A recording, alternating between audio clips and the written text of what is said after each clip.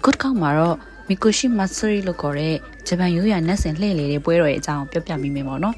ဒီပွဲတော်ကပေါ့နော်နှစ်စဉ်သူတို့ကရက်ကွက်အလိုက်ကျင်းပတဲ့ပွဲတော်ပေါ့နော်အခုဒါဆိုလို့ရှိရင်ခီတာကုဂျူးကျော်မှာရှိတဲ့ပွဲတော်ပေါ့နော်ပွဲတော်က2ရက်လောက်တာပထမတစ်ခါကျတော့ဒီဒါရှိဆိုတဲ့နတ်ဖျားရဲ့ဆင်းသက်ဖို့တော့လမ်းပြရဲ့ဆင်ပေါ့နော်အဲ့ဆင်ကလေးတွေကနေပြီးတော့မှရက်ကွက်တွင်လှည့်လေပြတာတာပေါ့နော်သူတို့သတ်မှတ်ထားတဲ့နေရာတွေမှာအဲ့လိုမျိုးလှည့်လေလို့ပြီးသွားပြီဆိုတာနဲ့ဒီမှာကလေးကစားဖို့အတွက်ပေါ့နော်ကစားကွင်းလေးလုပ်ပေးထားတဲ့အစားအသောက်တွေရှိရပေါ့နော်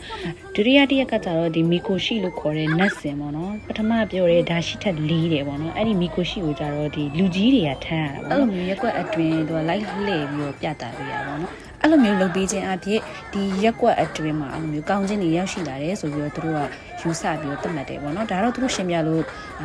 ကိုယ်တိုင်လေးသိခဲ့ရတာပေါ့နော်တနေရာနဲ့တနေရာမှာနားလို့ရတဲ့နေရာလေးရှိတယ်အဲ့နေရာလေးတွေမှာဆိုရင်ဒီအိုချာတို့တခြားစားစရာလေးလေးထားပြရတယ်ပေါ့နော်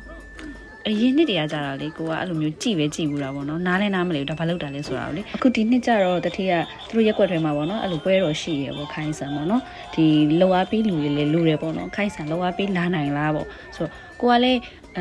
တိလေတိကျင်တာဟောစူးစမ်းကျင်တာဟောနဲ့အင်လာခဲ့မယ်ဆိုပြီးတော့တွားလိုက်တာပေါ့နော်2ရက်စတိုက်တွားခဲ့ရအရန်လည်းပြင်ပန်းတယ်ကွာမျက်နှာကြီးဆိုလို့ရှိရင်လေမဲသေးရတာနေတအားဝူရတဲ့ကြောင့်မို့ဒါပေမဲ့သူတို့ထမ်းနေတဲ့သူတွေကတော့ပိုးရွတ်ပြင်ပန်းတာပေါ့နော်